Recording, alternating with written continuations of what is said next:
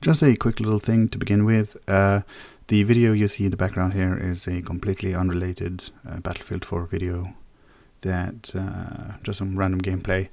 It doesn't matter towards the actual the content of the video, so you can easily just ignore what is happening on the screen and just listen if you want to do that.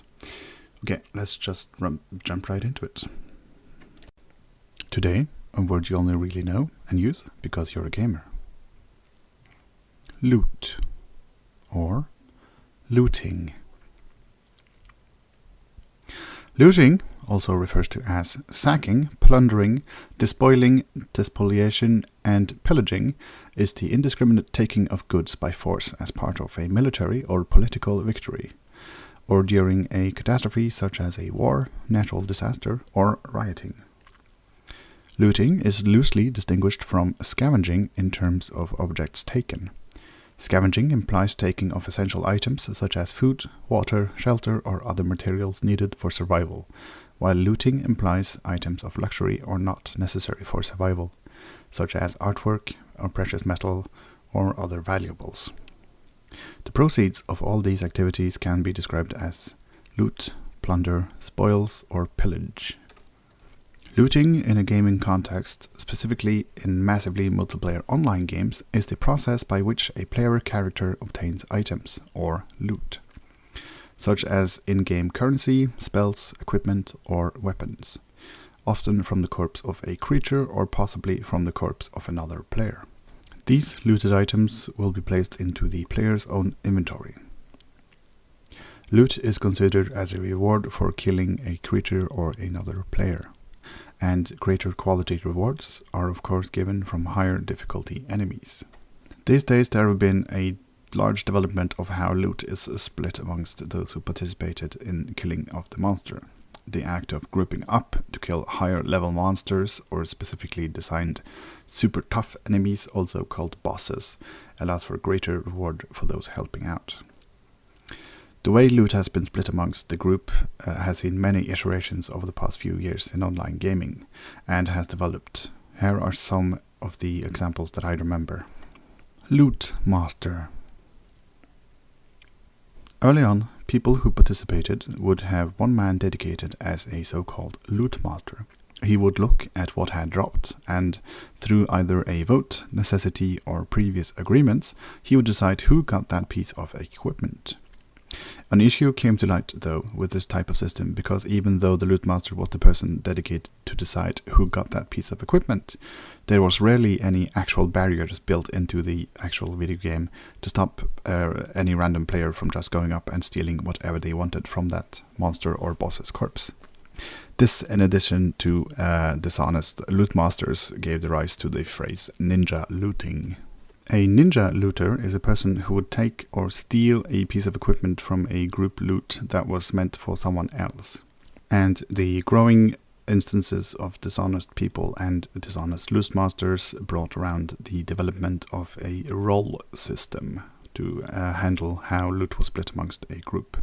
The need-greed role system was the most common and well-rounded role system to come out of a period of game developers trying lots and lots of different methods of creating a good system for handling the group loot and ninjang situation that had occurred. The need-greed system revolved around dice rolls determining who would get the equipment that dropped. This was again split into two categories. If you pushed the button called quote-unquote need, it meant that you actually needed that piece of gear, meaning you would actually be using it.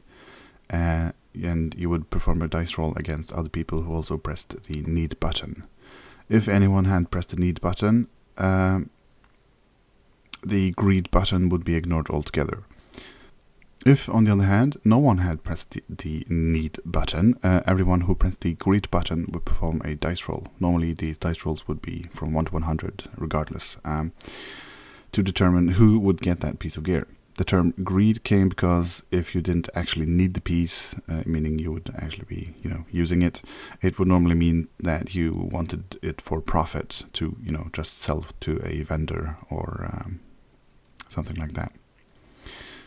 Even though this was a very good system and people could still very much press need regardless of actually needing it, and be dishonest about it. It became a very honesty-based system, and it was a better system for handling grouping up with random people rather than having a stranger become a dedicated loot master, a person you never really had talked to before. Later, the development of another loot system came to the rise in some games, and is arguably the best way to deal with dishonest people and loot in video games. This was called instanced loot. You see, originally when a monster was killed, everyone could see the items on that monster. Everyone could see the same items. These items would then be split amongst those who participated in the killing. But the innovation of instance looting brought a new way of dealing with item drops.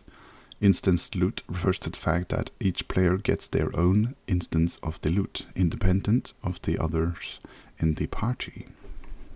There was a small fault with this instance loot system though, and seeing as it creates an inflation of items in the game world, and that has to be taken into account from the game developer's standpoint. It is a tough system to bring into a game that has not built around it, to halt the inflation. So now you know a little bit more about looting and what the different types of looting are, and I hope you feel slightly more educated if you actually did not know anything about this to begin with, or if you're a new person to gaming. I think this would educate you a little bit. Anyways, I hope you all enjoyed. I hope you all get some good loot under the Christmas tree this year. For those who that applies to. Everyone else, have happy holidays. I will see you guys as soon as possible. I've been busy lately, so the videos have halted a little bit, but I hope you all enjoyed this one, and please remember to rate, comment, like, and subscribe if you did. Share this video, and I will continue the Gamer Words series in full strength come 2014. So yeah, hope you all enjoyed. I will see you guys next time. Oh, and also, if you have any good gamer words you want me to pick up and make a video about, please send me a tweet or leave a comment on this video, or send me a personal message on YouTube. Yes. So yeah, I'll see you guys next time. Lexinoz out. Bye.